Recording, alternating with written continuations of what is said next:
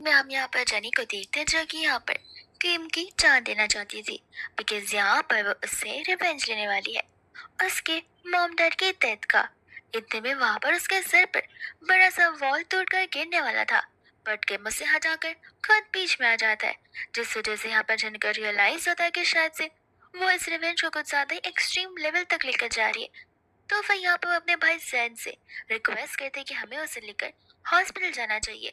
जेन clearly deny कर देता है, क्योंकि यहाँ पर वो उसे अपने रिवेंज को याद दिला रहा होता है कि भूलो मत, इसकी वजह से आज हम यहाँ पर पेरेंट्स के बिना अपनी जिंदगी जी रहे और तुम इसे माफ करना चाहती हो। जिसके बाद में यहाँ पर किम की डेथ हो जाती है।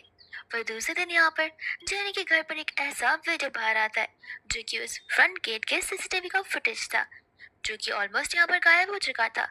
पर अचानक से जैसे यहाँ पर वो उसे देखती है, उसके अंदर यहाँ पर उसे उसके पेरेंट्स के रियल किलर के बारे में पता चलता है, जो कि कोई और नहीं बल्कि उसका खुद का भाई जेन होता है। तो जाकर यहाँ पर वो जेन से कन्फ्रंट करती है। जेन का कहना बस यही था कि तुम्हें बहुत धीरे से पता चला है सभी चीजें, और अब यहाँ पर कुछ मतलब नहीं है। बट जेनी को यहाँ पर इससे कुछ फर्क नहीं पड़ता, बिकॉज यहाँ पर वो उसका गला दबाते हुए यहाँ पर उसे उस बिल्डिंग के नीचे गिरा रही होती है। लेकिन अचानक से यहाँ पर वो होश में आती है। उसे समझ नहीं आ रहा था कि दोनों के दोनों तो बिल्डिंग से नीचे गिरे थे, तो फिर वो आखिर में यहाँ पर कैसे बच गई। और यहाँ पर वो अपने आसपास की चीजों को देखती है, तो वो तो यहाँ पर अपनी और किम के घर पर थी। तब उसे रियलाइज होता है कि यहाँ पर उसका रेप हुआ है। जैसे यहाँ पर वो बाहर जाते, किम सोफा पर बैठा हुआ था, तो उसे देखते ही यहाँ पर वह सबसे पहले उसके चेस्ट के ऊपर नाइफ का निशान दिख रही थी, जो कि नहीं था।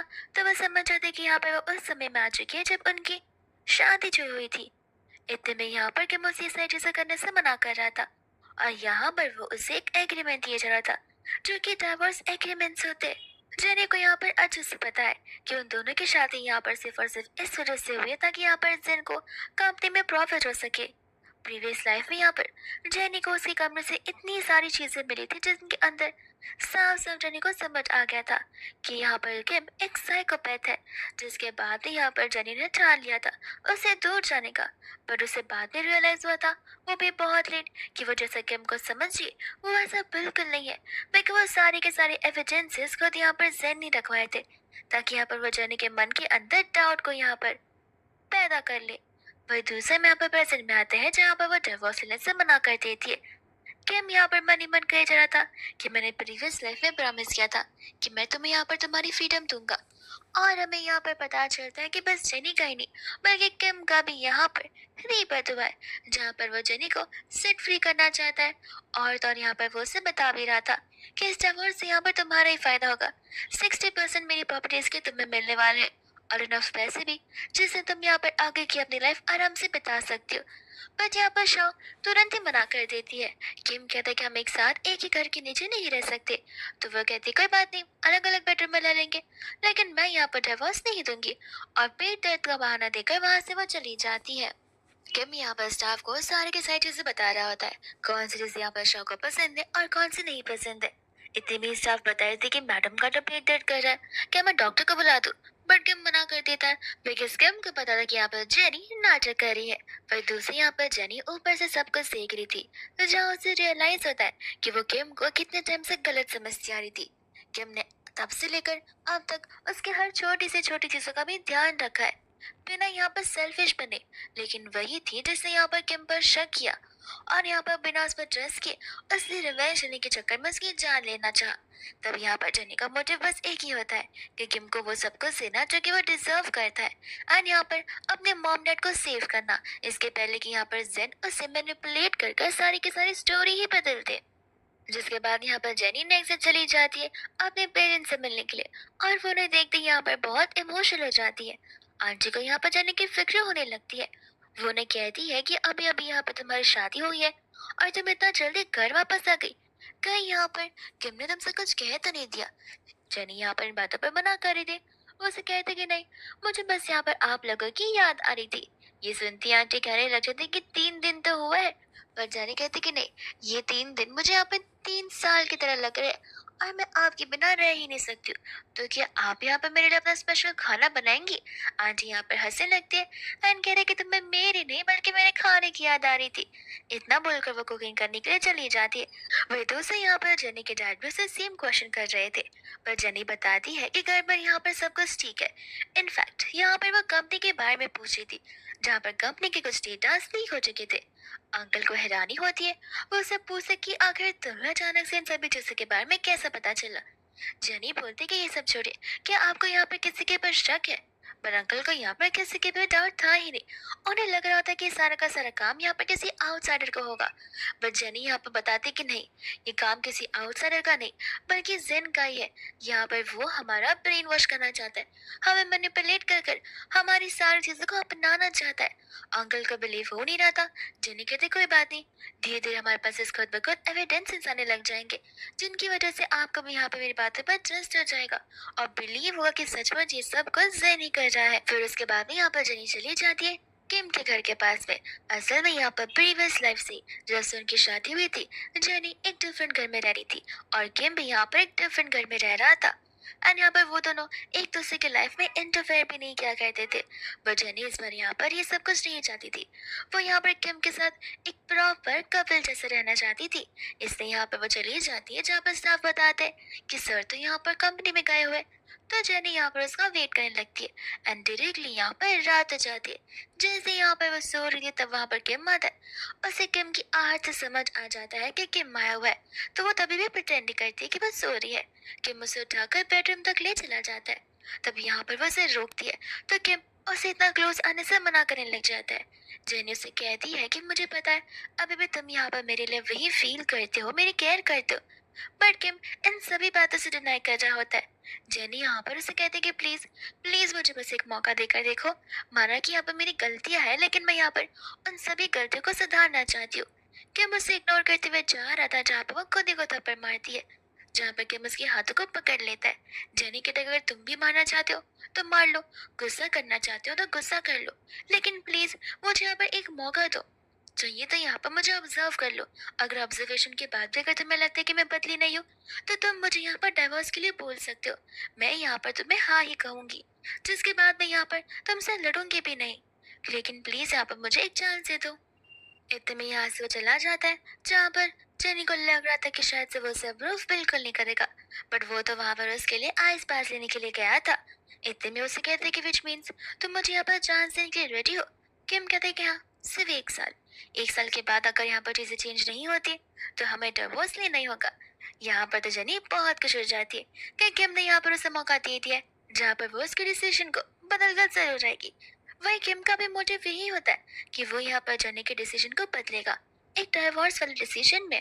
जैसे यहाँ पर मॉर्निंग उठती है, यहाँ पर किम जेनी को किचन में देखता है। तब स्टाफ बता रहे होते कि सारा का सारा ब्रेकफास्ट मैडम ने प्रिपेयर किया।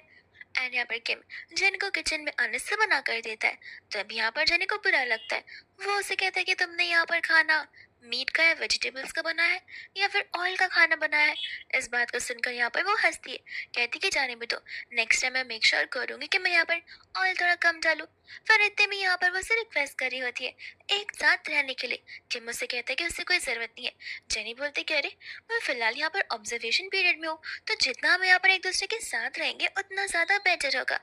तो फिर यहाँ पर किम को अग्री करना पड़ता है।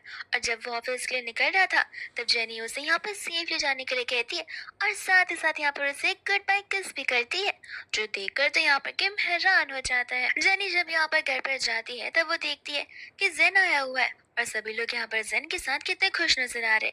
उसके डैड को भी यहाँ पर शायद से जेन के ऊपर का जो शक है वो खत्म हो गया होगा। तब यहाँ पर वो उसे इग्नोर करते हुए अंदर क्यों चली जाती है। अंकल जेन से कहते कि लगता है वो कुछ ज्यादा ही थक गई है और ऐसे भी सिस्टर्स और ब्रदर्स में तो झगड़े हुए ही करते हैं। आंटी भी यहाँ पर जेनी को उसके बिहेवियर के बारे में पूछने लग जाती है कि आखिर यहाँ पर जेन को वैसे इग्नोर क्यों कर रही है। जेनी भी बस बहाना मार देती कि वो मेरा मूड खराब है इस वजह से। बात यहाँ वो घर के बाहर खड़ी होकर किम का इंतजार कर रही थी और उसे लग रहा था कि शायद से वो नहीं आएगा, बिकॉज यहाँ पर उससे मेरे बारे में सब कुछ पता ही तो होगा। पर इतने में यहाँ पर किम आ जाता है जो उसे सॉरी बोलता है बिकॉज कंपनी में कुछ काम की वजह से उसे आने में देरी जो हो गई। एंड बाद में वो लोग यहाँ पर डिनर करने के लिए बैठे। जेनी बोलती कि खाओ खाओ अच्छा होगा, तुम इससे मर नहीं जाओगे। जैसे यहाँ वो टेस्ट करता है जेनी उसे कहती कि देखा, मैंने कहा था ना टेस्टी बना होगा। बिकॉज मैं यहाँ पर दोपहर को मॉम के घर गई थी और उनसे सारे डिशेस सीखने के लिए। फिर इसके बाद में यहाँ पर वो उसे कल डिनर पर इनवाइट कर रही होती है बिकॉज उसके पेरेंट्स ने किम को लेकर आने के लिए कहा था। किम भी वहां पर जाने के लिए रेडी हो जाता है और वो उसे गुड नाइट बोलता है। पर जेनी यहाँ पर उसके हाथों से नीचे से आकर उसी के बेड पर बैठ जाती है एंड कहती है कि तुम खड़े क्यों हो, अंदर हमारे कमरे में तो आओ। किम यहाँ पर उसे कमरे से बाहर जाने के लिए कहता है। जेनी बोलती कि अरे हम तो कपल्स हैं ना, एक साथ घर में रहने के साथ साथ हमें एक बेडरूम भी शेयर करना चाहिए, अब इसके लिए तुम मुझे यहाँ पर ना नहीं बोल सकते। किम का रिस्पॉन्स सेम होता है, वो उसे बेडरूम से बाहर जाने के लिए कहता है। जेनी बोलती कि क्या तुम्हें यहाँ पर मुझसे डर लग रहा है, डरो मत, मैं यहाँ पर तुम्हारा कोई भी फायदा नहीं उठाने वाली हूँ। तभी यहाँ पर किम को उसे खींच कर ले जाना पड़ता है और जेनी यहाँ पर उसके पैरों को ही पकड़ कर बैठ जाती है, ये बोलते कि नहीं जाऊंगी नहीं जाऊंगी तो नहीं जाऊंगी, मैं यहीं पर सोने वाली हूँ और अगर तुम ना बोलोगे तो मैं ऐसे ही तुम्हारा पैर पकड़ कर सो जाऊंगी, फिर तुम पूरी रात इसी तरीके से खड़े ही रहना। किम उसे समझा रहा होता है जाने के लिए, पर यहाँ पर जेनी उसकी बातों को मानती नहीं है। कहती कि तुम भूल गए हो, तुमने मुझे यहाँ पर 1 साल दिए है, अगर तुम यहाँ पर मेरे साथ ऐसे अच्छे से बर्ताव नहीं करोगे तो मैं यहाँ पर कैसे चीजों को चेंज कर पाऊंगी। तो इसके बाद वो एग्री करने लग जाता है।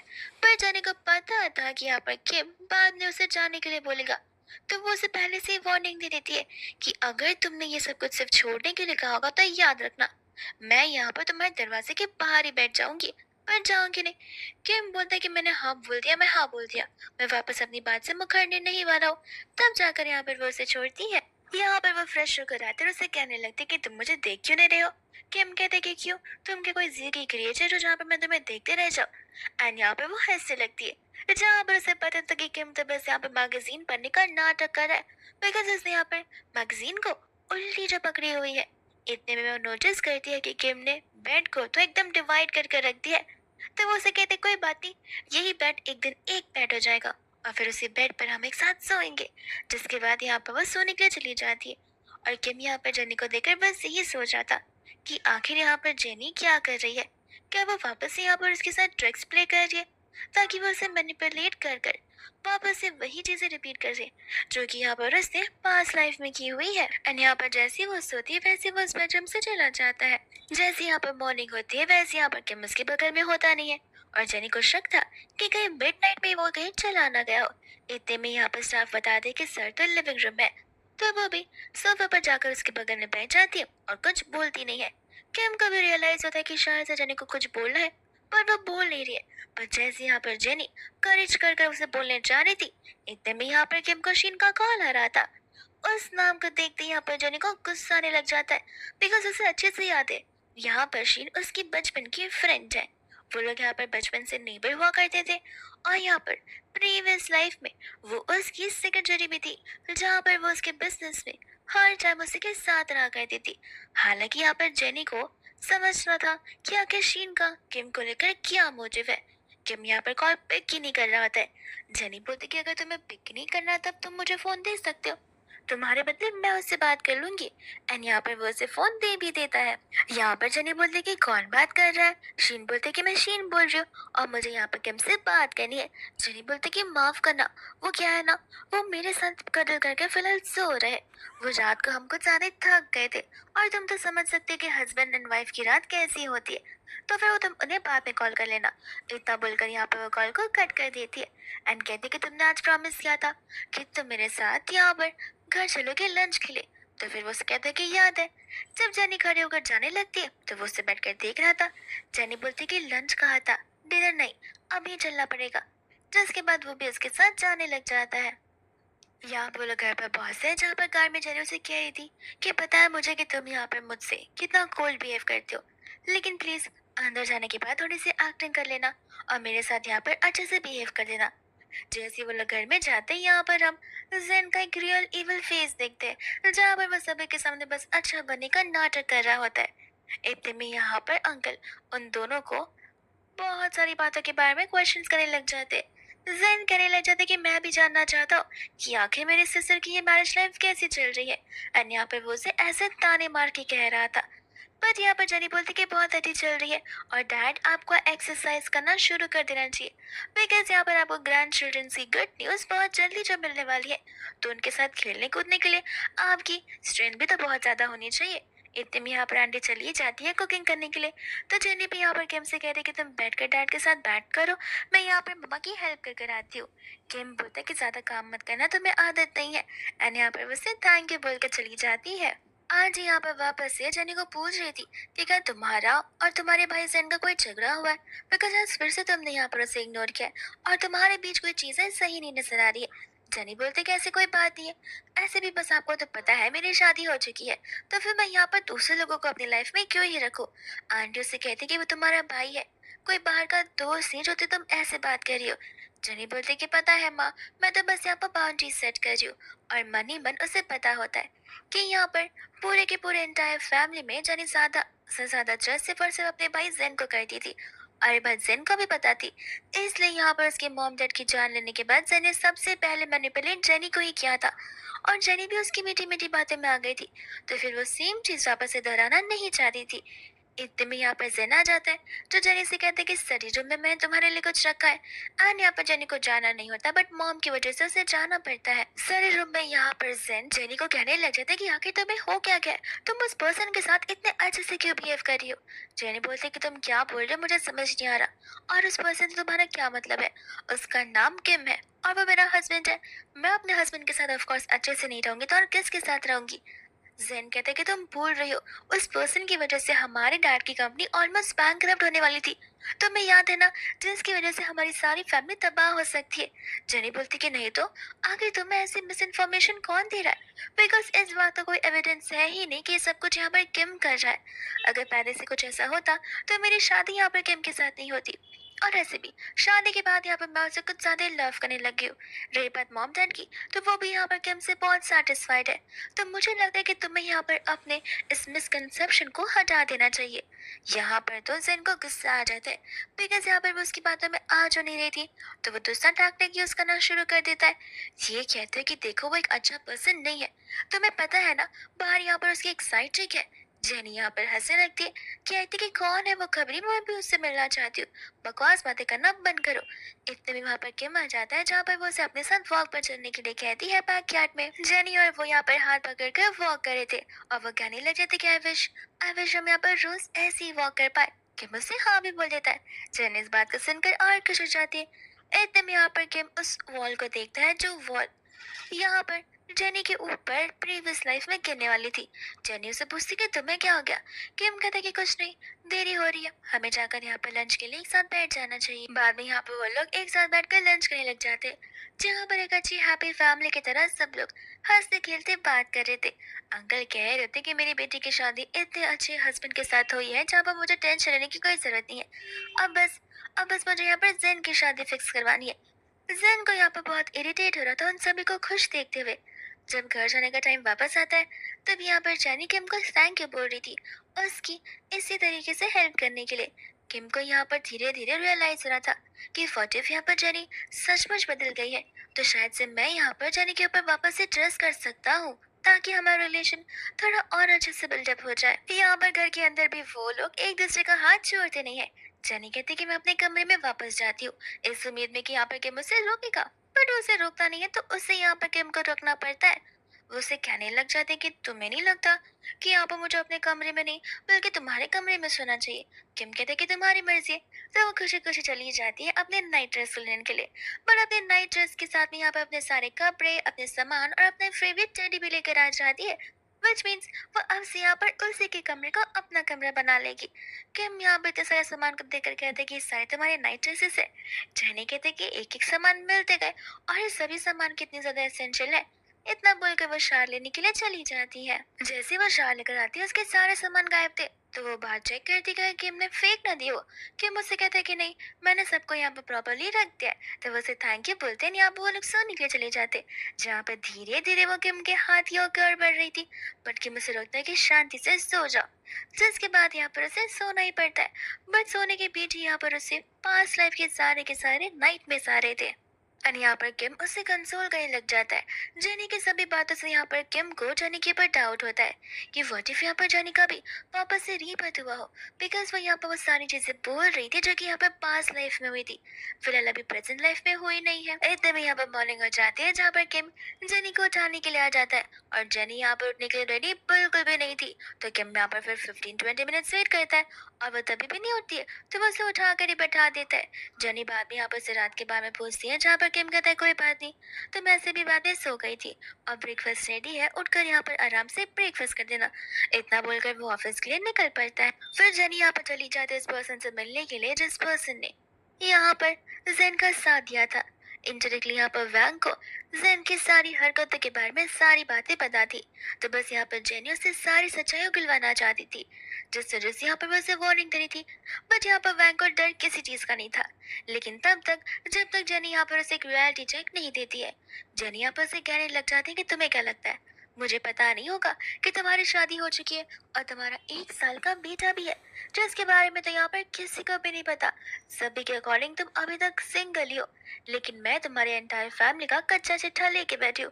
तुम खुद सोचो, तुम यहाँ पर जहाँ फैमिली से बिलोंग करते हो, अगर तुम्हारे पेरेंट्स को पता चलता है कि तुम्हारी शादी हो चुकी है और तुम्हारा एक बच्चा भी है उस वुमन के साथ जिस वुमन को आज तक वो सपोर्ट नहीं करता है, तब वो लोग तुम्हारा क्या करेंगे।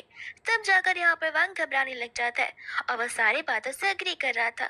जाने कहते कि अग्री कर कुछ मतलब नहीं है, ये मेरा ईमेल आईडी है, इसके अंदर विद इन अ वीक सारे के सारे एविडेंसेस धीरे धीरे कर भेज दो। वैंग उसे समझा रहा था कि ये चीज बहुत ज्यादा रिस्की है एंड पॉसिबल नहीं है। जेनी कहते कि रिस्की तो है, लेकिन जो यहाँ पर जेन ने मेरी डार्क कंपनी के साथ करने की कोशिश की, वैसे तो तुम्हें पता ही है कि आज इससे मुझे कितना हर्ट हुआ होगा, तो अगर इतनी जान भी देनी पड़े तो फिर कर लो, वरना यहाँ पर तुम्हारा मैरिड लाइफ सभी के सामने लाकर रख दूंगी। जिसके बाद में हम यहाँ पर देखते हैं मिस्टर किम के असिस्टेंट को, जिसने यहाँ पर जेनी को वैंग को मिलते हुए देखा था, क्योंकि यहाँ पर किम उसके पर नजर जो रख रहा था। एंड जाकर यहाँ पर वह सारी बातें किम को बताने लग जाता है। एंड यहाँ पर किम को रियलाइज हुआ था कि शायद से उसका डाउट धीरे धीरे सच निकल रहा है, उसे यहाँ पर जेन की सच्चाई के बारे में सब कुछ पता है, इसलिए वो सारे के सारे मूव्स पहले से और सारे के सारे प्रिकॉशन भी पहले से लेकर रख रही है। जब यहाँ पर जेनी घर पर होती है तब यहाँ पर उसे वीडियो कॉल आ जाता है उसकी मदर इन लॉ का, जहाँ पर वो कह रही थी कि कहीं किम तुम्हें सता तो नहीं रहा। जेनी बोलते कि ये तो आपको उससे पूछना चाहिए कि कहीं मैं उसके साथ में बुली तो नहीं कर रही। और इस बात को सुनकर आंटी हंसने लगती है, कैसे कि बस इसी तरीके से एक दूसरे के साथ हंसी खुशी रहा कर। तब यहाँ पर बताने लग जाती है कि वो और अंकल यानी कि उनके हस्बैंड दोनों साथ में वापस कंट्री में आ रहे। तब यहाँ पर जेनी बहुत खुश होती है, पर फिर उसे रियलाइज होता है कि उनके आने के बाद तो यहाँ पर ग्रैंड चिल्ड्रंस का प्रेशर बढ़ता जाएगा। एंड यहाँ पर जेनी अपने इन लॉज का बड़े प्यार से वेलकम करती है, जहाँ पर आंटी ने स्पेशली ये सूप उन दोनों के लिए बनाया था, जिन्हें पीने से पहले वो दोनों एक बार ही सोच रहे थे। आंटी बोलते कि क्यों तुम्हें ये सूप पसंद नहीं आया, वो लोग कहते कि नहीं नहीं हमने बाहर डिनर किया था ना बस इस वजह से। आंटी बोलती कि कोई बहाना चलेगा नहीं, तुम्हें ये सूप पीना ही पड़ेगा। किम को समझ आता है कि अब जेनी पूरा सूप खत्म नहीं कर पाएगी, इसलिए आधे से ज्यादा सूप वो उसमें से पी लेता है ताकि यहाँ पर जेनी को सफर ना करना पड़े। आंटी को इससे कुछ फर्क नहीं पड़ता, बिकॉज मेडिसिन का असर तो दोनों पर ही करेगा। जिसके बाद में जब वो दोनों एक साथ बेडरूम में होते तब उन्हें कुछ ज्यादा ही गर्मी लग रही थी। एसी का टेम्परेचर यहाँ पर एकदम कोल्ड जोन में रखने के बाद भी वो दोनों के दोनों को कंटिन्यूअसली गर्मी लगे जा रही थी। तब यहाँ पर जेनी को डाउट होने लग जाता है उस सूप पर। जेनी बाद में यहाँ पर किम को देखती है जहाँ पर उसे भी सेम फील हो रहा था, तो वो उसे चेक करना चाहती, बट यहाँ पर किम उसे टच करने से मना कर देता है। ये कहते मुझे ठीक नहीं लग रहा, मुझे यहाँ से जाना चाहिए। तब जेनी उसे बता दे कि उसे भी यहाँ पर सेम वैसे ही फील हो रहा है, तो फिर वो उसे यहाँ पर शाल लेने के लिए कह देता है, जिसके बाद यहाँ पे वो उसे बाथ टब तक लेकर आता है। जेनी उसे वहां से जाने के लिए मना करती है, बट किम उसे कहता है कि तुम्हें भी पता है कि आखिर उस सूप में क्या था, तो मैं नहीं चाहता कि हम यहाँ पर विदाउट सेंसेस को ऐसा काम करें जिसके बाद यहाँ पर तुम्हें बहुत रिग्रेट हो। फिर वो बाहर जाकर बैठा रह जाता है एंड बाद में जेनी को लेकर आता है, उसे आराम से लिटाकर सुलाने लग जाता है। जैसे यहाँ पर मॉर्निंग होती है वैसे यहाँ पर जेनी को बाथ टब के बाद का कोई भी सीन याद नहीं था। तब उसे लग रहा था कि कहीं मैं बाथ टब के अंदर तो नहीं सो गई थी, और फिर मॉम मॉम ने मुझे बाथ टब से बेडरूम तक लाया होगा। इतने में यहाँ पर मॉर्निंग में उठती है जहाँ पर वो किम से मिलने जाती, और तभी वो फिसल कर गिरने वाली थी, पर किम यहाँ पर इतने में उसे संभाल लेता है, जहाँ पर किम को रात की बात याद आ रही थी। इतने में वो लोग ब्रेकफास्ट करने के लिए बैठते हैं, तब यहाँ पर वो सोच रही थी कि आखिर यहाँ पर वो मॉम को क्या एक्सप्लेनेशन देगी कि वो बाथटब में कैसे सो गई थी, और इसी बात को लेकर वो वरिड थी। वह दूसरी यहाँ पर किम उसे अपने हाथों से सूप पिला रहा होता है, बिकॉज उसे पता है कि कल के हैंगओवर के बाद उसका सर कितना पेन कर रहा होगा। जेनी यहाँ पर चली जाती है लॉयर के पास में एविडेंस को लेकर, और वो एविडेंस है जो कि यहाँ पर वैंग ने उसे दी हुई थी, और साथ ही साथ उसे वार्निंग भी दी थी कि इस पेन ड्राइव को इंसर्ट करती है तो मैं यहाँ पर पासवर्ड पता होना चाहिए। अगर तुम गलती से भी पासवर्ड गलत डालती हो तो पेन ड्राइव लाइफ टाइम के लिए लॉक हो जाएगा और डेटा ऑटोमेटिकली अंदर का डिस्ट्रॉय हो सकता है। तब जेनी को समझ आता है कि आखिर इस जेन ने सभी चीजों को कितना ज्यादा संभाल कर रखा, क्योंकि यहाँ पर कोई भी एक बार गलत पासवर्ड डालता है वो हमेशा हमेशा के लिए उसके अंदर के सारे डेटा डिस्ट्रॉय हो जाएंगे, जिसके बाद यहाँ पर किसी के भी पास कोई सबूत नहीं बचेगा। एंड जेनी यहाँ पर लॉर्ड से ये पूछना है कि इस एविडेंस की मदद से क्या यहाँ पर जेन को डेथ सेंटेंस की पेनल्टी लग सकती है। तब लॉयड ना बोल रहा था, कहते कि इस चीज के लिए उसे सजा मिल सकती है, जेल में डाला जा सकता है, कंपेंसेशन मांगा जा सकता है, लेकिन इतनी चीज के लिए कोई भी यहाँ पर डेथ पेनल्टी नहीं देता है। तब यहाँ पर जेनी सारे कॉन्सिक्वेंसेस को मुझे लग जाती है। तब लॉयर यहाँ पर उसे सारी चीजें एक्सप्लेन कर रहा होता है, जिसके बाद में हम यहाँ पर देखते हैं असिस्टेंट को, और जाकर यहाँ पर कैम को सारी बातें बताया था कि मैडम यहाँ पर एक लॉयर से मिलने के लिए गई है। तो किम उसे कह रहा था कि बस ध्यान रहे यहाँ पर तुम्हारी मैडम को कुछ होना नहीं चाहिए, प्रोटेक्शन हमेशा ऑन ही रखना। इतने में यहाँ पर जेनी को उसके सिस्टर का कॉल आ जाता है, जो कि फाइनली अब्रॉड से वापस आ चुकी थी, एंड यहाँ पर वो उसे घर पर एक साथ लंच के लिए बुला रही थी। तो फिर यहाँ पर जेनी को याद आता है कि किम को यहाँ पर वो अपनी सिस्टर का बहाना देकर ही निकली है, इसलिए यहाँ पर जाने से पहले वो किम को कॉल कर कर उसे पिकअप करने के लिए बोल देती है। जेनी जैसी घर पर जाती है वहाँ पर जेन भी मौजूद था, तो वो अपनी सिस्टर पर चिल्लाती है कि तुम्हें झूठ नहीं बोलना चाहिए शिया कि तुम यहाँ पर अकेली थी। शिया कहती कि मेरा एक्सप्लेनेशन तो सुन लो, लेकिन यहाँ पर जेनी उसे कुछ बोलने नहीं देती, बिकॉज जेनी को पता है कि शिया भी कितनी इनोसेंट है। तो वो यहाँ पर उसे अपने बेडरूम में जाने के लिए कहती है। जेन जेनी से कहने लग जाता है कि क्या मैंने कोई ऐसी गलती की है जिस वजह से यहाँ पर तुम मुझ पर गुस्सा हो। जेनी कहती कि नहीं, मैं तुमसे ऑलरेडी कह चुकी हूँ, मेरी शादी हो चुकी है, और ऐसे भी तुम यहाँ पर मेरे घर के अडॉप्टिव बेटे हो, हमारा कोई ब्लड रिलेशन है नहीं, तो जितना डिस्टेंस मेंटेन किया जाए उतना बेटर होगा। ये सुनते यहाँ पर जेन कहने लग जाता है कि बस इस रीजन की वजह से। जेनी यहाँ पर बाद में उसे उस बैंक करप्सी के बारे में पूछ लग जाती है, जहाँ पर जेन घुमा फिरा कर आंसर कर रहा था, तो जेनी भी यहाँ पर उसे घुमा फिरा कर क्वेश्चन करने लगती है। जेन कहते कि तुम मुझसे ऐसे सवाल पूछ रही हो, क्या तुम्हें यहाँ पर मुझ पर शक है कि मैं जानबूझकर यहाँ पर किम के ऊपर इल्जाम लगाना चाहता हूँ। जेनी कहती क्या, बिकॉज किम मुझसे लव करता है एंड वो ये सब कुछ कर सकता ही नहीं है। जैसे यहाँ पर जन किम की परछाई को देखता है, वैसे यहाँ पर तुरंत ही उसे हक करना शुरू कर देता है, ताकि किम आए और उन दोनों के बीच में मिसअंडरस्टैंडिंग क्रिएट हो जाए, जहाँ पर किम आकर उसे अपने आप से दूर करवाता है।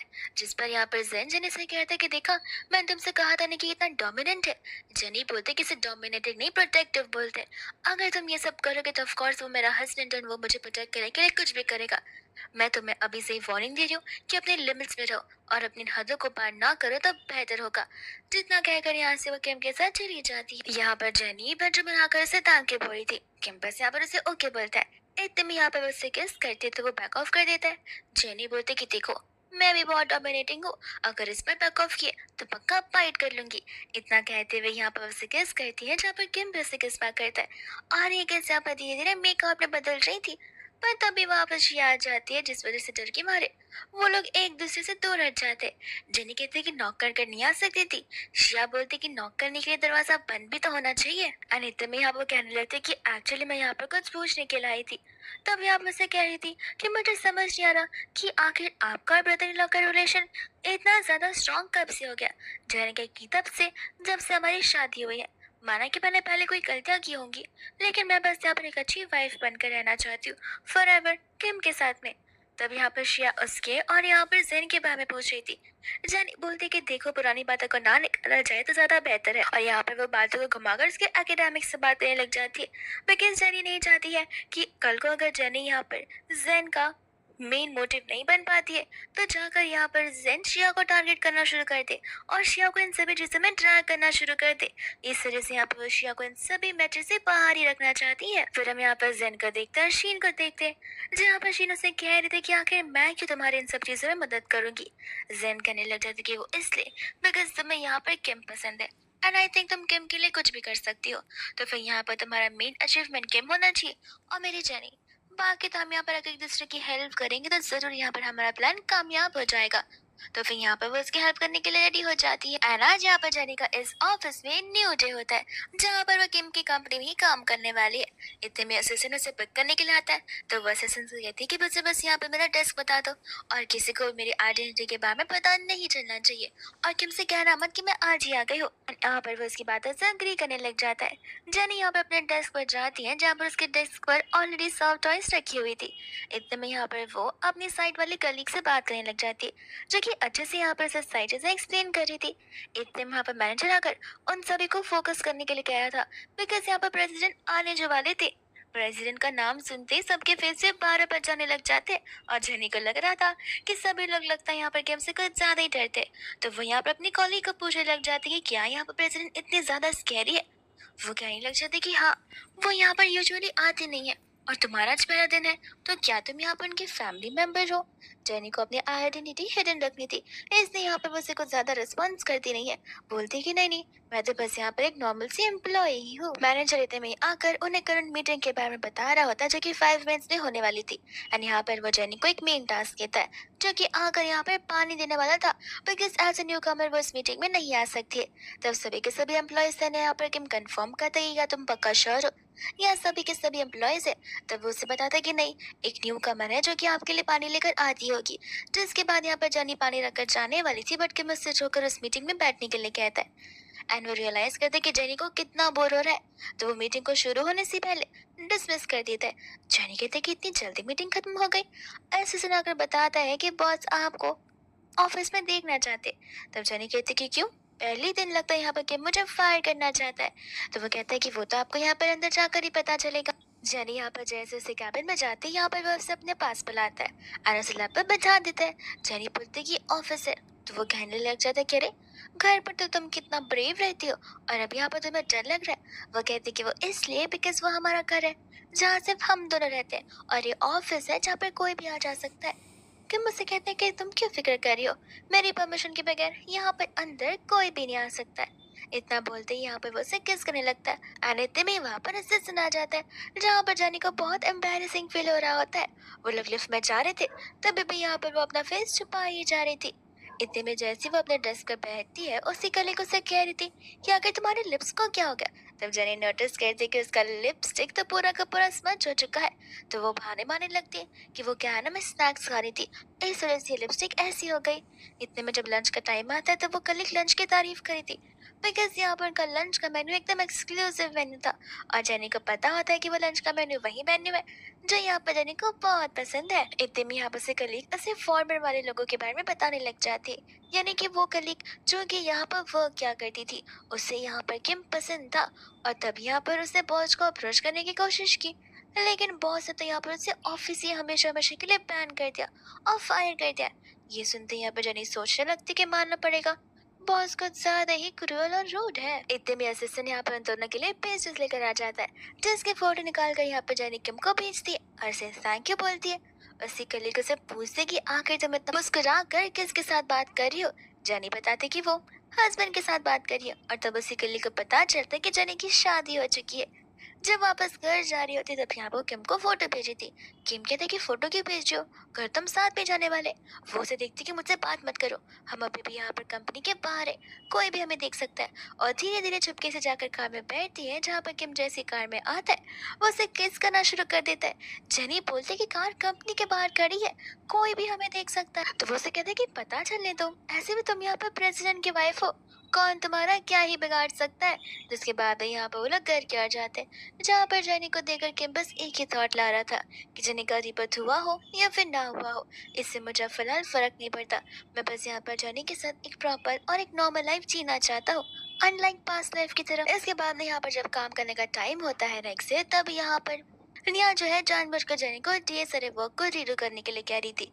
ये बात तो यहाँ पर मैंने भी समझ रही थी और जेनी को कह रही थी। जेनी बोलते कोई बात नहीं, कर दूंगी, ऐसे भी यहाँ पर ऑफिस में हो तो फ्री तो रहना बैठ सकती हो। वही दूसरे वहाँ पर उतने में उनका मैनेजर आ जाता है, जो कि यहाँ पर रात को डिनर के लिए जेनी से पूछ रहा था, और जेनी यहाँ पर उसे कम्प्लीटली डिनाई कर देती है। तो वो भी यहाँ पर डिसअपॉइंटेड होकर चला जाता है। लेकिन कुछ ही मिनटों बाद वहाँ पर निया आ जाती है अपने वर्क को मांगने के लिए। जेनी बोलती है कि मैं क्या तुम्हें यहाँ पर कोई रोबोट दिखती हूँ जो तुम्हारा काम यहाँ पर चुटकियों में कर दूंगी। ह्यूमन हो, रिपोर्ट को सबमिट करने में टाइम लगेगा ही, और निया को गुस्सा आ जाता है कि आखिर तुम मुझसे ऐसे कैसे बात कर सकती हो। तो फिर यहाँ पर वो उसके ऊपर चिल्लाने लग जाती है एंड जेनी यहाँ पर गुस्से में आकर उसे थप्पड़ मार देती है बिकॉज निया यहाँ पर पर्सनली जेनी को लेकर कुछ ज्यादा ही चीजें बोली जा रही थी। इतने में उनकी झगड़ती आवाज को सुनते हुए मैनेजर आता है जो कि दोनों को अपने कैबिन में बुलाता है एंड अब मिनी बाहर खड़ी होकर जेनी का इंतजार करती है। जैसे असिस्टेंट आकर उसे क्वेश्चन करता है वो यहाँ पर असिस्टेंट को सारी बातें बता देती है। बाद में यहाँ पर हम देखते हैं मैनेजर को जो कि जेनी से कहता है कि तुम मेरे साथ डिनर पे चलो तो आज जो कुछ भी हुआ उन सभी चीजों को मैं बुला दूंगा। जेनी बोलती है कि अगर मैं ना कहूँ तो वो कह रहा है कि तुम्हें यहाँ पर कॉन्सिक्वेंसेस को बेयर करना पड़ेगा। जेनी क्लियरली कह देती कि मैंने यहाँ पर कुछ गलत नहीं किया तो फिर आगे क्यों मैं यहाँ पर पनिशमेंट को भुगतूं। इतने में वहाँ पर किम आ जाता है जहाँ पर जेनी बोलती है कि अब मैं तुम्हें बताती हूँ। एंड अब जाकर मैनेजर को समझ आता है कि यहाँ पर जेनी मिस्टर किम की वाइफ है तो फिर यहाँ पर बहुत माफी मांगने लग जाता है। इतने में जेनी बाहर आती है जहाँ पर ऑफिस ग्रुप में से निया और मैनेजर को निकाल दिया गया था और वो लोग यहाँ से फायर हो चुके। तब सभी लोग लाकर अपने स्नैक्स जेनी को देने लगते बिकॉज यहाँ पर जेनी ने एक ऐसा काम कर दिखाया जो वो लोग बहुत टाइम से करना चाहते थे। बिकॉज निया और मैनेजर दोनों मिलकर यहाँ पर हर किसी एम्प्लॉय को इसी तरीके से बुली जो किया करते थे। जेनी और किम यहाँ पर ऑफिस में होते हैं जहाँ पर उनके बीच ऑफिस रोमांस चल रहा था और जब वो वापस आती है मेन्यू से कहती कि तुमने वापस से स्पाइसी चीजें खाई है। और यहाँ पर जेनी को याद आता कि उसे अपने लिपस्टिक को ठीक कर कराना था और वैसे वहाँ पर वही सेम बहाना देने लग जाती है। एकदम यहाँ पर जानी होती है क्लब में जहाँ पर शीन आ जाती है उसे प्रवोक करने के लिए। ये कहता है कि किम तो यहाँ पर अब्रॉड जा चुका है तो तुम्हें नहीं लगता कि यहाँ पर शायद से तुम्हारे पर वो चीट कर रहा होगा। जेनी कहते हैं कि इसी वजह से तो यहाँ पर उसने कभी तुम्हें हाँ नहीं बोला बिकॉज तुम्हारी यहाँ पर थिंकिंग की वैसी है। शीन उसे प्रवोक करने की बहुत कोशिश करती है बट ऐसा होता नहीं है जहाँ पर जेनी उसी का मजाक बनाकर उसे वापस भेज देती है। इतने में कुछ गुंडे थे जो कि यहाँ पर उन्हें टारगेट करने आ रहे थे बट तभी वहाँ पर जेन आता है। पर जेनी तो यहाँ पर विदाउट जेन की हेल्प ही अपने आप की हेल्प कर लेती है एंड यहाँ पर से जेन को इस मामले में से बाहर निकलने को बोलकर वहाँ से चली जाती है। जेन आती यहाँ पर से कहने लग जाते कि देखो जो कुछ भी हुआ उसे हम भूल जाते। मैं भी यहाँ पर अपने लिमिट्स में रहूंगा और हम यहाँ पर एक भाई बहन के जैसे रहेंगे। बट यहाँ पर वो उसके ऊपर गुस्सा करना शुरू कर देती है। ये कहते कि मुझे यहाँ पर तुम्हारे साथ कोई रिश्ता नहीं रखना है क्योंकि यहाँ पर तुम उसके वर्थ हो ही नहीं। जेनी को वो सारी बातें याद आ रही होती कि जिस तरीके से उसने सभी घर में आग लगा दी थी जिसके वजह से जेनी के पेरेंट्स यहाँ पर मर गए थे और यहाँ पर उसने सारा का सारा इंजाम किम पर लगा दिया था जिस वजह से यहाँ पर जेनी ने गुस्से में आकर इम्पल्सिवनेस में किम की जान ले ली थी जो मिस्टेक यहाँ पर जेनी वापस नहीं दोहराना चाहती है। इतने में यहाँ पर वो उसे फाइट बैक करते हुए जा रही थी बट यहाँ पर वो तो उसे हगी करना शुरू कर देता है। तब यहाँ पर जेनी से धक्का मारकर कैब में बैठ जाती है अनकंटिन्यूसली अपने हाथों को वाइप करी थी जहाँ कहीं भी जेन ने उसे टच किया हो। फिर घर जाने के बाद यहाँ पर जब अपने बिजनेस ट्रिप से वापस आता है तब यहाँ पर वह सारी की सारी बातें किम को बताने लग जाती है। किम कहता है कि अगर ऐसी कोई भी प्रॉब्लम हो तब तुम मुझे कभी भी कॉल कर सकती हो। मेरे कई सारे लोग हैं और गार्ड्स है जो कि तुम्हें यहाँ पर सेफ करेंगे और प्रोटेक्ट रखेंगे। इतने में यहाँ पर वो उसे थैंक यू बोलते हुए किस करने लग जाती है। हम यहाँ पर फिर शीन को देखते हैं जहाँ पर जाओ की मदद से वो उस कंपनी में भी आ जाती है एंड यहाँ पर वो जानबूझकर जेनी को टारगेट करने वाली थी। इतने में यहाँ पर जेनी डॉक्यूमेंट्स लेकर मीटिंग में जा रही थी तो फिर उसके कपड़ों पर पानी गिर जाता है। तो शीनू से कहते कि तुम जाओ मैं यहाँ पर इन डॉक्यूमेंट्स को मीटिंग रूम में सबमिट कर दूंगी। एंड यहाँ पर शीन रियल डॉक्यूमेंट्स को रख कर उसे फेंक देती है एंड यहाँ पर फेक डॉक्यूमेंट्स अटैच कर वो फाइल देने लग जाती है। बट कुछ ही समय में वहाँ पर जेनी आकर वो सारी सच्चाई उन्हें बता रही होती है जहाँ पर शीन को कहना बस एक था कि तुम मुझसे जेलस फील करते हो इसलिए तुम मेरे पास से इल्जाम लगा रही हो। जेनी उसे सारी फोटोज से बताती है रियल डॉक्यूमेंट्स की। तब जाकर पता चलता है सभी को कि यहाँ पर तो शीन फ्रॉड करना आई थी जिस वजह से यहाँ पर किम उससे हमेशा हमेशा के लिए इस कंपनी से आते ही फायर कर देता है। जब यहाँ पर जेनी और किम घर पर थे तब यहाँ पर जेनी उसे बता रही होती है कि आखिर उसे सब कुछ कैसे पता चला। इतने में यहाँ पर वो उसे सॉरी बोल रही थी बिकॉज उसने यहाँ पर किम के ऊपर पहले इल्जाम लगाए थे कि किम की वजह से उसके डैड की बैंक करप्सी हो रही है। बट यहाँ पर जेनी उसे समझाती है कि बाद में मुझे पता चला कि वो सब कुछ तो यहाँ पर जेन कर रहा था इसलिए इसलिए मैं यहाँ पर अपनी सारी गलतियों को अच्छे से सुधारना चाहती हूँ ताकि मैं यहाँ पर तुम्हारे साथ भी अच्छे से रह सकूँ। इतने में यहाँ पर किम उसे इट्स ओके बोलकर हक करने लग जाता है। फिर यहाँ पर हम देखते हैं मिनी को जो कि यहाँ पर जेनी को मिस्टर किम से कार के बाहर जाते हुए देख लेती है और वो फटाक से फोटोज निकालती है। उसे यहाँ पर जेनी के पट्टा उठने लगता है। वह दूसरे यहाँ पर एलिवेटर में जब किम जेनी को किस कर लेता है तब यहाँ पर जेनी अपने लिपस्टिक सुधारने लग जाती है बिकॉज उसे पता है कि वापस से सेम लिपस्टिक लेकर जाएगी जहाँ पर मेन्यू से सेम क्वेश्चन पूछने लगेगी इसके बाद में यहाँ पर वो जेनी को पर्सनली मिलने के लिए बुलाती है एंड यहाँ पर उसे समझाई थी कि देखो, आई गेस मिस्टर किम की भी शायद से यहाँ पर कोई तो वाइफ है एंड तुम्हारी भी शादी हो चुकी है। माना वो दिखने में बहुत हैंडसम है, बहुत रिच है, लेकिन इसका मतलब ये नहीं है कि तुम एक मिस्ट्रेस बन जाओगी। और मेरी बात को मानो, तुम बस मेरे लिए नहीं, मेरे ऑफिस के सभी लोगों के लिए एक रोल मॉडल हो। तुम किम को जानती नहीं हो। जैसे ही यहाँ पर उसका काम हो जाएगा और उसे पता चलेगा कि तुम उसे जानबूझकर अप्रोच कर रही हो, तो तुम्हारा भी सेम हाल होगा जो हाल यहाँ पर फॉर्मर एम्प्लॉय का हुआ था। जाने इतने में आप उसे बता रही होती कि मेरे जिस हस्बैंड की तुम बात कर रहे हो और जिस किम की वाइफ की तुम बात कर रहे हो, कोई और नहीं बल्कि मैं ही हूँ। तब यहाँ पर उसे बहुत बड़ा झटका लगता है और जानी यहाँ पर इस बात को सीक्रेटिव रखने के लिए कहती है। जहाँ पर वो लोग एक दूसरे की लव स्टोरी के बारे में बात करना शुरू कर देते हैं। फिर बाद में यहाँ पर किम को और जानी को एक इवेंट में देखते हैं जहाँ पर सभी की सभी फैमिलीज मौजूद थी। और उस समय यहाँ पर शीन वेटर को एक ड्रिंक देती है, जो ड्रिंक अगर जनी स्मेल भी कर लेती तो फिर यहाँ पर उसे डिजीनेस सा फील होने लग जाएगा। तो वेटर जाकर जानबूझकर वो ड्रिंक गिराकर उसे सॉरी बोलता है एंड कुछ ही सेकंड्स में यहाँ पर जेनी को ठीक नहीं लग रहा था। शीनू से कहती कि मैं हूं ना, मैं तुम्हारी हेल्प करूंगी। वही दूसरा किम था जो कि अपने पार्टनर से बात कर रहा था। वो जेनी को ढूंढने लग रहा था पर जेनी उसे कहीं नजर नहीं आ रही थी। इतने में यहाँ पर उसी के फोन लेकर वो जेन को टेक्स्ट कर दी थी उस जगह पर आने के लिए। और इन सभी चीजों में जेन और शीन एक दूसरे के साथ मिले हुए थे, जिसके बाद यहाँ पर जेन आ जाता जो कि वापस से उसे मैनिपुलेट करने की कोशिश करता है। बस इस बार यहाँ पर इरिटेट होकर जेन यहाँ पर से सारी की सारी बातें बोल देती है। जेन हैरान हो जाता है कि आखिर तुम्हें यहाँ पर मेरे प्लान के बारे में इतना सब कुछ कैसे पता है। जेनी बोलती कि मैं भी तुम्हारी बहन ही हूँ, तुम्हारे साथ बचपन से रही हूँ। तुम अकबर एक बार यहाँ पर हमारे मॉम डैड का तो सोच कर देखो। उन्होंने यहाँ पर आज तक तुम्हें तुम्हारा डब डुब बच्चा जैसा माना ही नहीं है। हमेशा अपना बाल का सन मानते हुए उन्होंने तुम्हें वो सारी चीजें दी है। इनफैक्ट कंपनी भी करके क्या ही देखिए, मैं भी तुम्हारी बहन ही हूँ, तुम्हारे साथ बचपन से रही हूँ। तुम अकबर एक बार यहाँ पर हमारे मॉम डैड का तो सोच कर देखो। उन्होंने यहाँ पर आज तक तुम्हें तुम्हारा डब डुब बच्चा जैसा माना ही नहीं है। हमेशा अपना बाल का सन मानते हुए तुम्हें वो सारी चीजें दी है। इनफैक्ट कंपनी भी यहाँ पर तुम्हें मिलने वाली है, बट तुम यहाँ पर कुछ ज्यादा ही लालची निकले हो। जैन कहने लग जाते कि अब जब तुम्हें पता ही है तो तुम्हें मैनिपुलेट करके क्या ही फायदा है। बेटर होगा अगर तुम इस लाइफ में जियो ही ना तो। इतने में उन दोनों के बीच झगड़ा हो रहा था। वही दूसरी और शीन होती है जो कि यहाँ पर उन सभी से कह रही थी कि जेनी यहाँ पर हाईली ड्रंक थी और शायद से मैंने उसे यहाँ पर किसी और के कमरे में जाते हुए देखा। तो वो उन सभी लोगों को लेकर आ जाती है। बट यहाँ पर जेन होता है वो भी वेट्रेस के साथ में लेटा हुआ। तब यहाँ पर मेरी चिल्ला चिल्ला कर बोलने लगती कि ये तो यहाँ पर जेन है। आखिर लगता है यहाँ पर ये लड़कों को पसंद करता है। तब हमें यहाँ पर फ्लैशबैक का सीन दिखाया जाता है जहाँ पर जनी को शीन की चाल के बारे में ऑलरेडी सब कुछ पता था। तो फिर जनी तो बस यहाँ पर प्रिटेंड कर रही थी डिजी फील करने का।